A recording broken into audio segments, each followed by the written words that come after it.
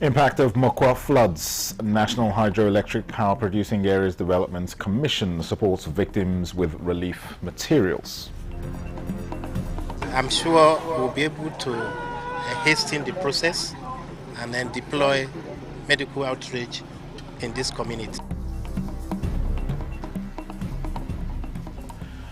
National Identity Management Commission clarifies that verification platforms are fully operational and accessible to all authorized partners.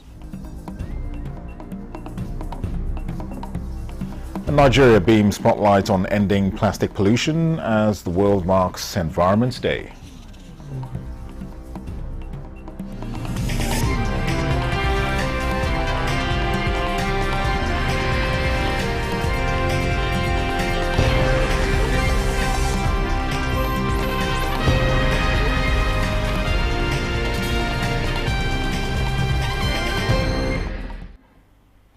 Hello and welcome to the news desk at 6 on NTA News 24. We're live in Abuja.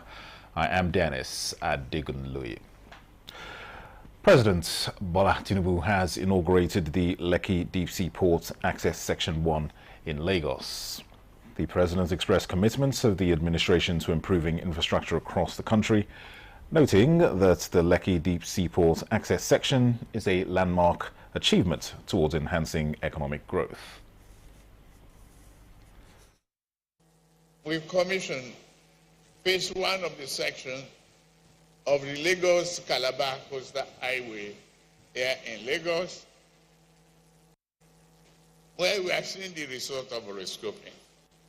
My own is to affirm our commitment as an administration to deliver enduring infrastructure across our great nation.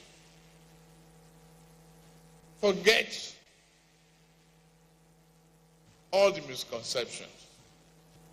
On my way here, I witnessed the significant progress at Section 2 of the Lagos-Calabar Coastal Highway, with over 10 kilometers of the 55-kilometer stretch already done.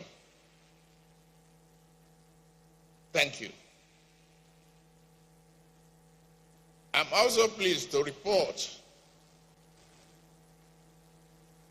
ongoing works on Cross Rivers and Akwa Ibom sections, and I've directed that more segments be designed and procured. Go ahead, do the job. The Trans-Saharan Trade Route, another visionary project, is advancing already. It will reconnect Calabar to Abuja.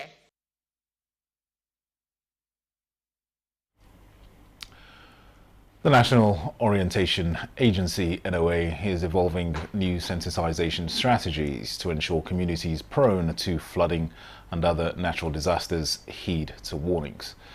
Director General of the agency, Lanre Issa Onilu, made this known during a visit to Mokwa local government area of Niger State. Dauda Mohammed reports that survivors of the flood disaster are gradually picking up the pieces of their lives. Mustafa Atahiru is in the debris trying to salvage some of his belongings left behind by the flood. We are trying to remove some of our belongings that we can still use after the flood. You know, it took us unaware. Observers believe that mitigation efforts and early warning systems are key to ensuring that this kind of disaster never happens in this area again. Director General, National Orientation Agency, Madam Lanre Issa Onilu, described the incident as a tragedy that the agency will take lessons from to avert a reoccurrence. This has been predicted. There will be flood. It happened last year. It will happen this year. So we don't have to wait for it to happen before we take necessary precaution. So, and that's the job that we are doing, not only in Niger State, but all across, about 12 states that flood may affect this year. Latest reports indicate that more than 160 persons lost their lives in the disaster, with some people still unaccounted for. Dauda Mohammed, NTA News. And in response to the devastating Mokwa flood incidents, the National Hydroelectric Power Producing Various Developments Commission, NHYPODEC, has provided relief materials to victims of the natural disaster. Acting Managing Director of the Commission, Jimoh Haruna, who led a delegation to commiserate with the victims, promised continued support. Fatima Aliu reports. The visit by the management of NHYPODEC to Mokwa was majorly to address the urgent critical humanitarian needs of the survivors of the May 28 flood disaster, which claimed lives and property. NHYPODEC, led by its acting managing director, Jimoh Haruna, supported the victims with relief materials ranging from beddings, treated mosquito nets, life jackets, food items to toiletries. This is in addition to the donation of 5 million naira to cushion the effects of the natural disaster. The management of the commission met. We are at the verge of rolling out medical outreaches to communities of HYPODEC to see how we can actually intervene in form of provision of basic medical needs.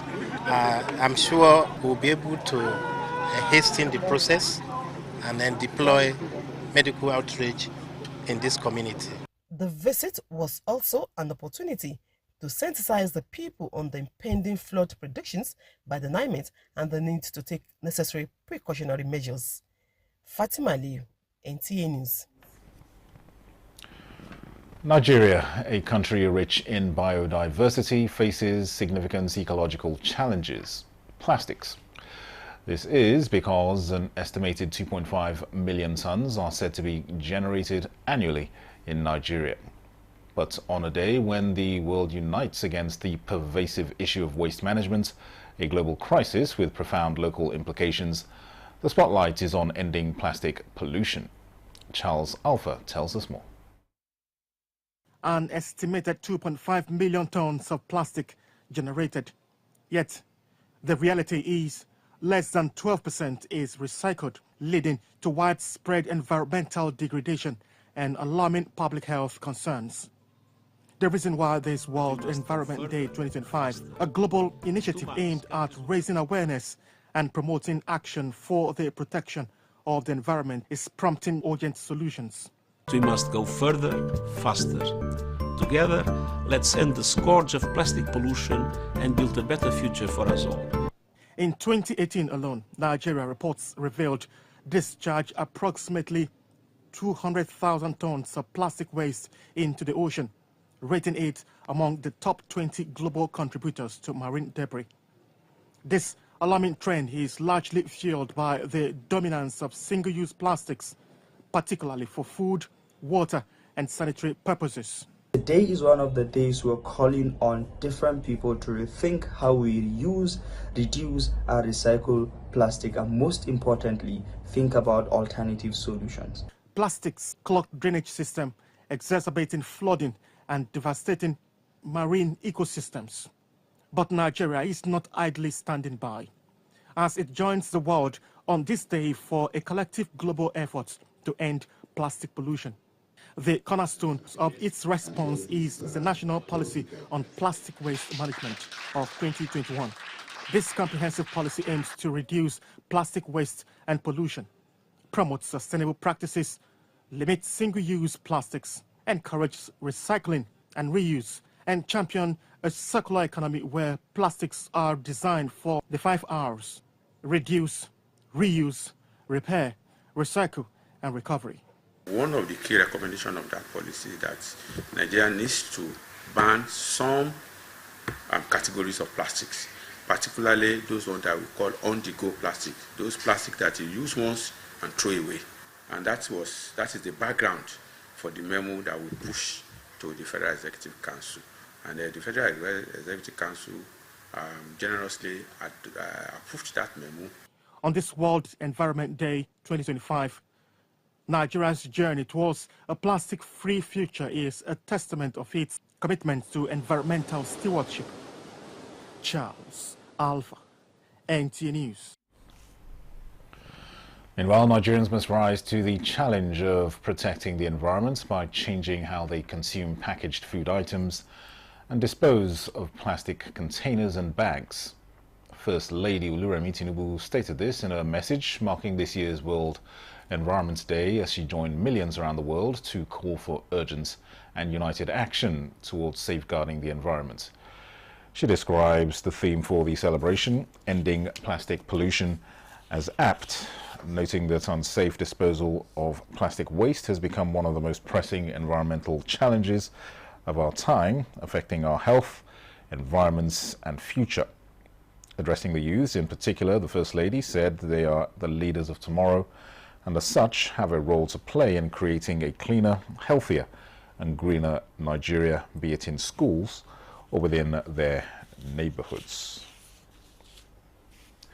And the National Hydroelectric Power Producing Areas Development Commission, NHYPADEC, has reaffirmed its commitment to promoting a healthy, safer and sustainable environment for the survival of both humans and animals. Acting Managing Director of NHYPADEC, Jimoh Haruna, stated this in Lokoja at a forum to mark this year's World Environment Day. Solomon Ayedehin reports. World Environmental Day is a day set aside by the international community to reflect on the health of planet Earth. The theme for this year's event is eliminating plastic pollution. Concerned about the growing environmental challenges, particularly flooding, orchestrated by environmental degradation and pollution, the National Hydroelectric Power Producing Areas Development Commission, NHYPADEC, is leveraging the day to lend its voice to the call for sustainable environment to enhance the future of the country. Nigeria alone, he says, generates over 2.5 million tons of plastic waste annually, with sufficient portions of it littering cities and blocking drainage systems, polluting waters and threatening both human and environmental health. We have the habit of throwing waste into drainages. We must stop it. We must stop it because this is a very serious infringement on the environment. There is an urgent need for individuals, industries, organizations and governments to adopt sustainable practices. By the time you pour it, it goes round and blocks some places. It comes back to your house. Acting Managing Director NHYPADEC, Jimoh Gabi, reiterates the commitment of the Commission to promote a healthy environment for sustainable growth, particularly in all NHYPADEC states. He calls for urgent attention towards profiling solutions to environmental challenges confronting the nation, particularly flooding. When you show me your environment, I will know the type of person you are. It's not being a millionaire. I want to thank NHYPADEC for bringing the youths into this program this year. We must begin to send this message, this sensitization deeply into their mind. The program features presentation of early warning systems and donation of over 1,000 tree seedlings to stakeholders, flag off of tree planting, desilting and evacuation of blocked drainages and culverts, covering 348,223 linear meters across the 10 NHYPADEC states to prevent township flooding and improve water flow. In Lokoja, Solomon Ayedehin, NTA News. And a wave of youthful energy swept across the nation's capital as over 20 schools gathered under one roof, not for a sporting event, but for a battle of wits. The Sea Cycle Foundation for Sustainable Health and Environment provided the platform by launching a national school debate and campaign aimed at tackling one of the most pressing urgent issues of the planet, plastic waste. And what better day to kick off the initiative than World Environment Day? Suleiman Abdul Wahab reports. Neighborhood cleanups, recycling clubs, and school campaigns are driven by citizens and the work. Fish and birds die because of the plastic that is suffocating our sea. Plastic is choking our oceans. Thank you very much. Should plastic waste be recycled or banned entirely? That was the burning questions at the heart of today's debates as young minds from across Nigeria took the stage to argue, inform and inspire. Plastic waste isn't just a policy issue, it's a personal one. Every single piece of plastic begins with a choice. Now let's be sincere. Who's dumping plastic in the gutter? Who's burning nylon bags in the backyard. It's the citizens. It's a global crisis affecting each and every single one of us. From the depths of our oceans to the streets of our cities. It has consumed us. The Sea Cycled Foundation believes that real change starts from the grassroots. Their vision equip students with knowledge, sharpen their critical thinking, and ignites a passion for sustainability. Our organization is the one that is powering the National Schools Debate competition because we believe that debate is a transformative tool that we can use to groom our young ones to understand whatever issue that that needs to be discussed at the grassroots level. So a good number of them can actually pull their weight and hold their water on stage. I think that their teachers are doing a great job, and I hope that they do better. Now, the environment is one of the areas of focus in Rotary. Now, we're looking at plastic pollution. Now, as I say, if the environment is sick, we all are sick. From the danger of microplastic to the promise of green innovation, the debate touched on complex topic with clarity and conviction. Students were not just reciting facts, they were imagining a cleaner and healthier future. After rounds of fierce, respectively arguments, winners emerged.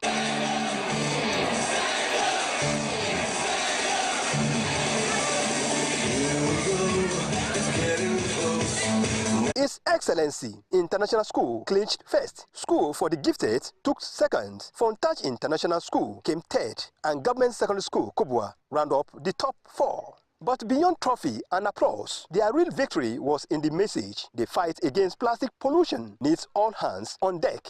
In Abuja, Suleiman Tobu Abdul Wahab, NTA News. This is the news desk at 6 on NTA News. 24 more reports when we return.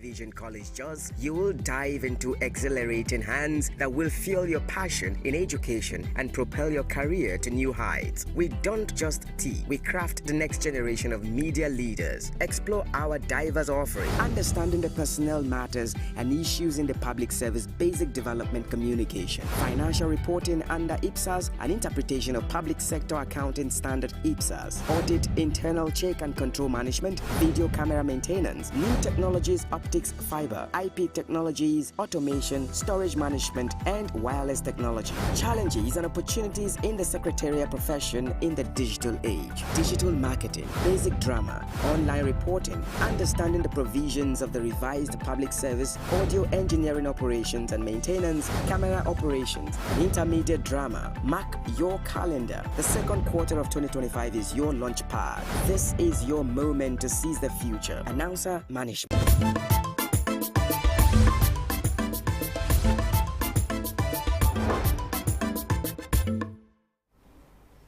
Welcome back. The earlier obstruction that led to a massive gridlock in Katari village on the Abuja-Kaduna Expressway has been removed by personnel of the FRSC, led by the Corps Marshal Shehu Mohammed. The road is now free for vehicular and human movements, and the FRSC is advising motorists plying that route to drive with caution and comply with all road traffic regulations and be lane disciplined to avoid recreating another gridlock. The Corps operatives have been detailed accordingly to ensure sustained free flow of traffic on the routes. There are calls to raise awareness on the transformative potential of assistive technology and the pressing need to enhance access to it globally. But what is its current state in Nigeria? How well is the importance of assistive technology understood by the public, policymakers, and professionals? Oluseye Adeagbo explores these questions through conversations with experts. I happened to be the only son, and I was the only one. At just 8 months old, Israel Akman's life took a dramatic turn when he was diagnosed with polio. However, with access to assistive technology, he was able to pursue his dreams. Today, he is a professional accountant and a medal-winning powerlifter. I've won a silver medal in ECO 2012, okay, in powerlifting. Now, thank God for wheelchair. If there were to be no wheelchair, what would have become of me? Assistive technology, AT, refers to any product or system that enables people with functional limitations to perform tasks they would otherwise find difficult or impossible. In World Health Organization statistics, over 2.5 billion people globally need assistive technology AT, but only 1 in 10 is having access. In Nigeria, approximately 27 million people live with disabilities with limited access to AT.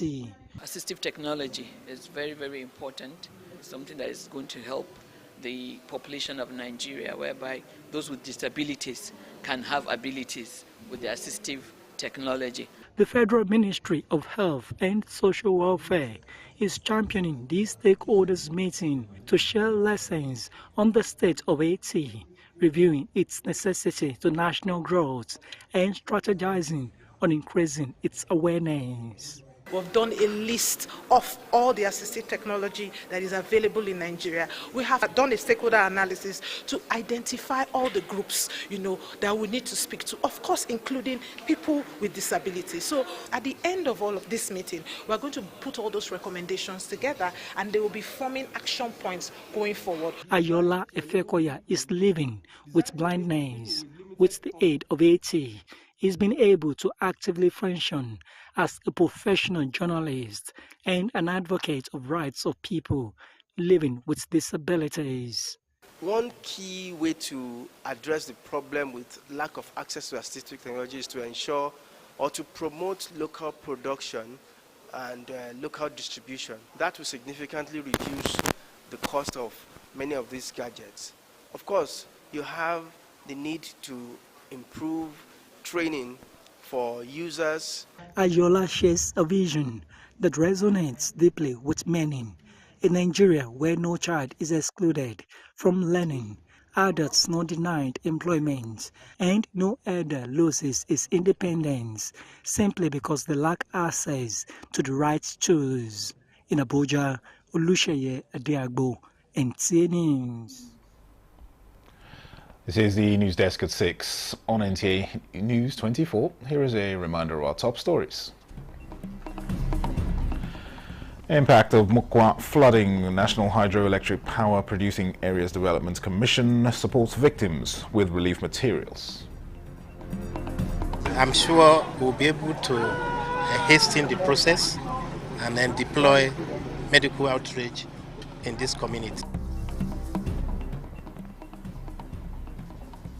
National Identity Management Commission clarifies its verification platforms are fully operational and accessible to all authorized partners.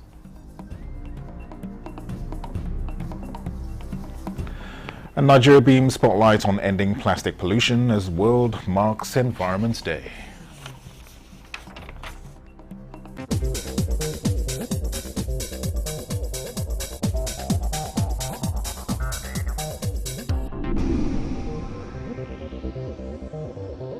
This is NTA News 24. Now, in his efforts to improve transportation and promote economic activities in Kogi State, Governor Ahmed Usman Ododo has flagged off 4 township roads in Ida, totaling 7.2 kilometers. Details with Ajibola Christopher. On behalf of myself, my team, and the people of Kogi State, we commissioned this township road of Ida local government to the glory of God Almighty and for the benefit of mankind. Thank you. Thank you so much, Jonathan. The governor urges the people to take ownership of the project, saying his administration is committed to improving road infrastructure in the state. Contractor handling the project, Yunus Al-Hassan, assures that the first road we are going to work on is one we are standing on now. It's called the Angwa Galogba Angwa National Road. It's about 1.2 kilometers. Then the next road is Sabongeri, St. Boniface, and Ega Market. Then the third one is Alio Baje Road. Deputy Governor of Kogi State, Joel Salifu Ibo, and other political office holders in Kogi East witnessed the flag off the township roads in Ida. Earlier at a town hall meeting, Governor Usman Ododo appreciates His Royal Majesty Ata Igala Matthew Opalua for his support and prayers during his electionary campaigns. I have come to give you situation report. And one of the reports is that go there and serve the people. His administration, Governor Dodo says, is determined to impact growth of the state, calling for unity among the people for greater development. Ajibola Christopher, NTA News. And that concludes the news desk at 6 on NTA News 24. Thanks for watching. I am Dennis Adegunloye.